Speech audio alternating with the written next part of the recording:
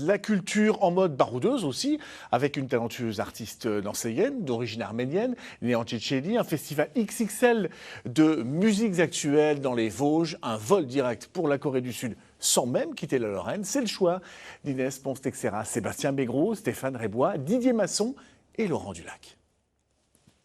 C'est une découverte à ne pas manquer. L'artiste collagiste Margarita Grigorian, que vous voyez très concentrée juste derrière moi, expose ses œuvres en ce moment à la MJC des Forges à Nancy.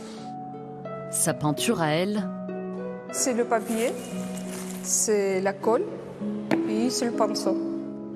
Touche après touche, Margarita construit un monde imaginaire fait de mouvements et de contrastes. Je dis souvent que je crée et je recycle en même temps. Parce que je travaille à partir des magazines que je trouve un peu partout. Et maintenant, il y a des gens qui me connaissent et qui connaissent mon travail et ils me fournissent un magazine. Et voilà.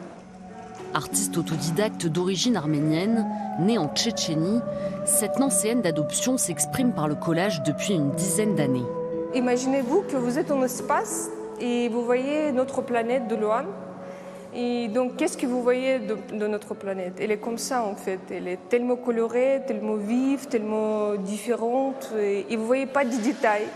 Une fois, vous êtes sur la Terre et vous voyez les détails. Vous voyez des personnes, vous voyez des bâtiments, des objets.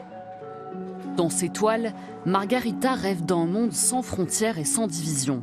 Son univers lumineux est à retrouver à la MJC des Forges jusqu'au 7 avril.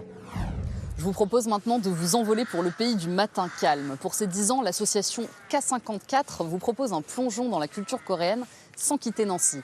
Pour en parler avec nous, une membre de l'association, Laetitia France. Bonjour Laetitia. Bonjour. Alors quel est le programme ? Le programme, c'est sur le site déjà de la MJC Pichon. Comme ça, vous savez où nous nous trouvons ce week-end.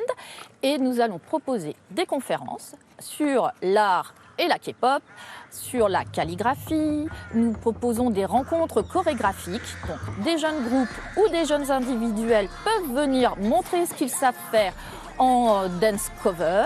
Nous proposons de l'essayage de hanbok, de la nourriture, du pliage pour faire sa petite fleur de lotus, un atelier yoga et surtout un concert exceptionnel puisque Eun Jong-ju, compositrice de Goemungo, compositrice traditionnelle et moderne, viendra pour la première fois dans le Grand Est nous proposer ses créations sur son instrument traditionnel. Donc là, c'est vraiment exceptionnel. Rendez-vous à la librairie La Parenthèse à Nancy pour la rétrospective de l'illustrateur et scénariste de bande dessinée Claude Dubois. C'est parti, suivez-moi. Son nom ne vous dit peut-être rien, pourtant les images de Claude Dubois ont bercé des générations d'enfants. Le dessinateur a notamment réalisé une centaine d'albums des aventures de Sylvain et Sylvette. Qu'est-ce que ça vous fait de les voir, les originaux ? Eh bien justement, c'est un peu un bond en arrière, quoi. C'est un peu la Madeleine de Proust. J'ai commencé ma passion de la BD avec Sylvain et Sylvette. Donc voilà, quand je revois des numéros comme ça en format italien, ça me remonte à il y a 50 ans en arrière. Donc ça ne nous rajeunit pas. Claude Dubois s'en est allé comme il a vécu, discrètement. Le Nancéen s'est éteint fin 2022 à 88 ans, en laissant derrière lui des milliers de dessins. Je crois que si on devait isoler une caractéristique qui le définisse vraiment et que c'est quelque chose dont je ne m'étais pas rendu compte avant d'examiner de près toutes les œuvres qu'il y a autour de nous, c'est la précision redoutable de son trait. Il travaillait sur des formats très très petits et il n'y a pas un loupé, il n'y a pas un trait qui est rattrapé. Tout est parfaitement à sa place. Cette expo-vente est aussi l'occasion pour le public d'acquérir un dessin ou une planche originale, souvent pour moins d'une centaine d'euros. Effectivement, ça fait plaisir de voir qu'il y a plein de gens qui étaient très attachés à ces personnages et qui sont heureux d'acheter quelque chose, un petit souvenir pour eux aussi. Les œuvres de Claude Dubois sont à contempler à la Parenthèse jusqu'au 6 avril. Pour terminer cette chronique, rendez-vous dès mercredi prochain dans les Vosges pour la toute première édition du festival La Grande Fabrique. Pour nous en parler, son créateur et directeur artistique Sébastien Wimbourg. Bonjour Sébastien, de quoi il s'agit ? Bonjour Inès.